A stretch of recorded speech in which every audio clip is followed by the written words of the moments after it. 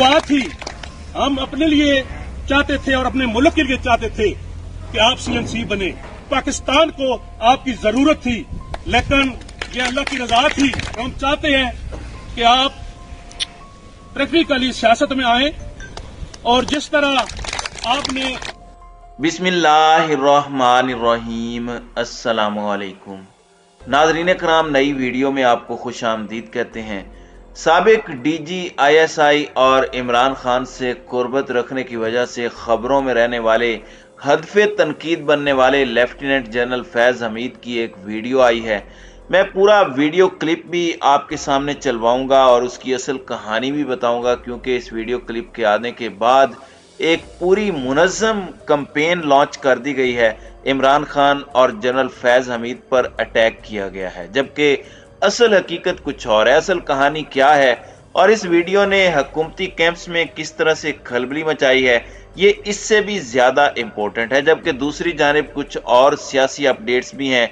परवेज इलाही बामुकाबला कप्तान, नया महाज खुल चुका है और एक खबर आई है कि चौधरी परवेज इलाही इस वक्त असम्बलियां तहलील करने के बदले में और इसके इनाम के तौर पर कुछ मांग रहे हैं। बारगेनिंग चल रही है, इस हवाले से भी खबरें सामने आ रही हैं। जबकि दूसरी जानिब अब मामला पंजाब असम्बली और खैबर पख्तूनख्वा असम्बली से पहले कौमी असम्बली तक जा पहुंचा है और कौमी असम्बली को पंजाब और खैबर पख्तूनख्वा असम्बली से पहले शायद लिपेट दिया जाए, क्योंकि 2 दिन रह गए हैं।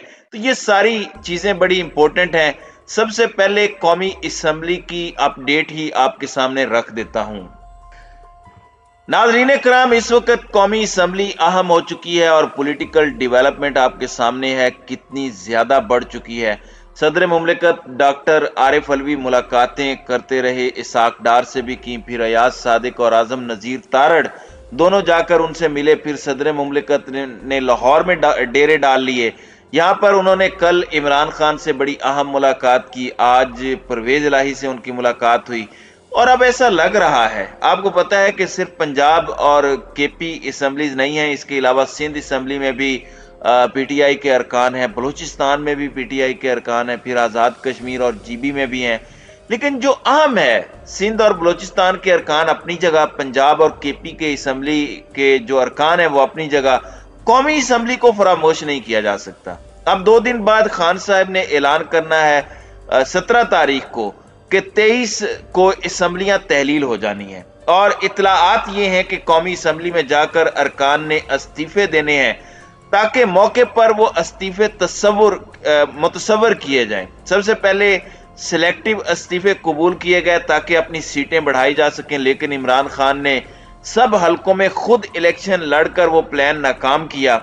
अब PTI ने स्पीकर कौमी असम्बली से राब्ता किया है। अब पाकिस्तान तहरीक इंसाफ ने इज्तिमाई तौर पर इस्तीफों की तस्दीक के लिए स्पीकर कौमी असम्बली से वक्त मांगने के लिए खत लिखा है। लाहौर में प्रेस कॉन्फ्रेंस करते हुए PTI के वाइस चेयरमैन शाह महमूद कुरैशी का कहना था कि मैंने अपने दस्तखत के साथ खत लिख दिया है जिसमें स्पीकर कौमी असम्बली से मुतालिबा किया है कि वह इस्तीफों की तस्दीक के लिए बुलाएं।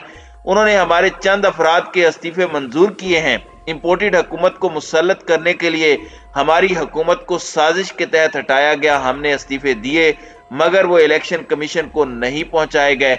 सिर्फ चंद चीदा अरकान के इस्तीफे मंजूर किए गए। मुंतखब अरकान के इस्तीफों की मंजूरी को सियासी मकासद के लिए इस्तेमाल किया गया। स्पीकर कौमी असम्बली ने हुकूमती इमा पर गैर कानूनी फैसला किया।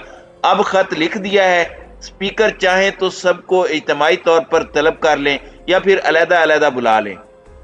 अब यह भी इम्कान है कि शायद पाकिस्तान तहरीक इंसाफ इस खत के रिस्पॉन्स का वेट ना करे और मुंतखब अरकान जो हैं वो फौरन कौमी असम्बली पहुंच जाएं और वहां पर on the floor of the house या फिर असम्बली सेक्रेटरीट में तमाम मामलात क्लियर करें और फौरी तौर पर पूरी कौम के सामने इस्तीफे देकर अपने इस्तीफे मंजूर होने या जमा होने का नोटिफिकेशन कौमी असम्बली से लेकर जाएं। अब ये एक ही साथ सबको धक्का मारना होगा। ये जो हल्की हल्की ज़रबें लगाई जा रही हैं ये खान को सियासी तौर पर नुकसान पहुंचा सकती हैं। दूसरी जानिब गवर्नर KP जो फजलुर रहमान के रिश्तेदार भी हैं, उनकी मुलाकातों के चर्चे हैं और परवेज इलाही की मुलाकातें भी बैक टू बैक हो रही हैं और ये बड़ी कंफ्यूजन क्रिएट कर रही हैं।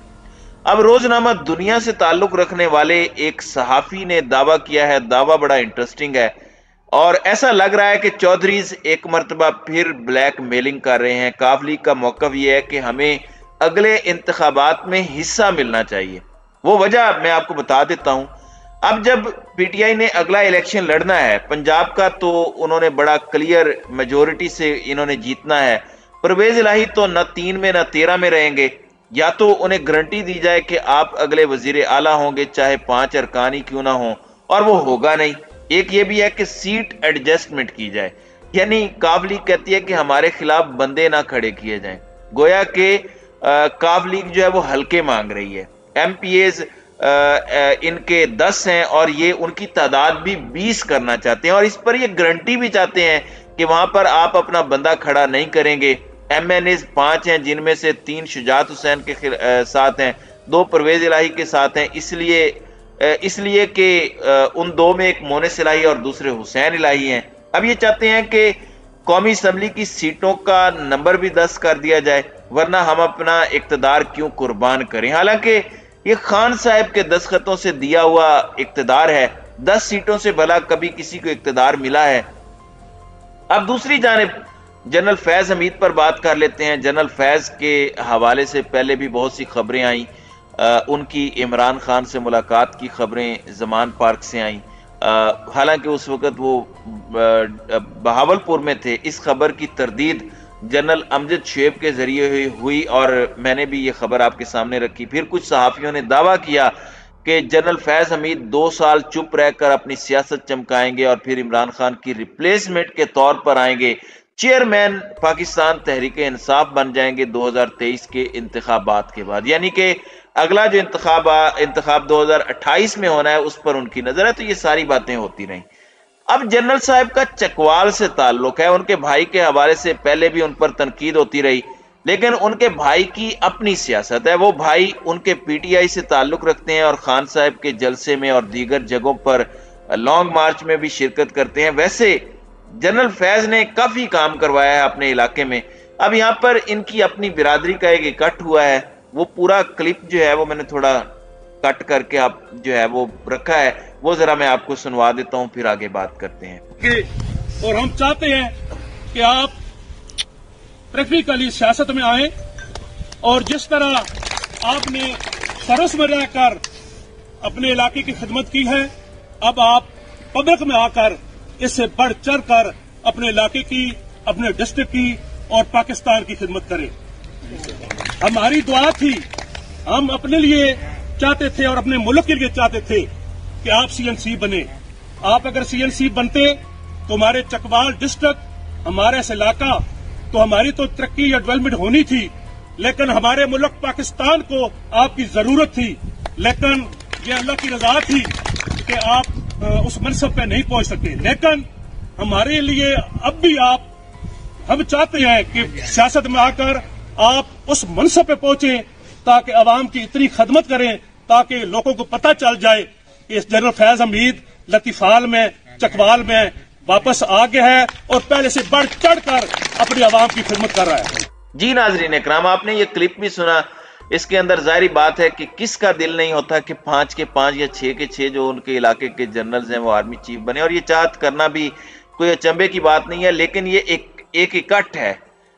لیکن اس کے بعد نون لیگ کے صحافی تو ناچ ناچ کے گھنگرو توڑ رہے ہیں، گو ابھی 2 سال کا ٹائم ہے، جنرل فیض نے خود تو کوئی بات نہیں کی اور یہ برادریوں کے اکٹھ ہوتے رہتے ہیں۔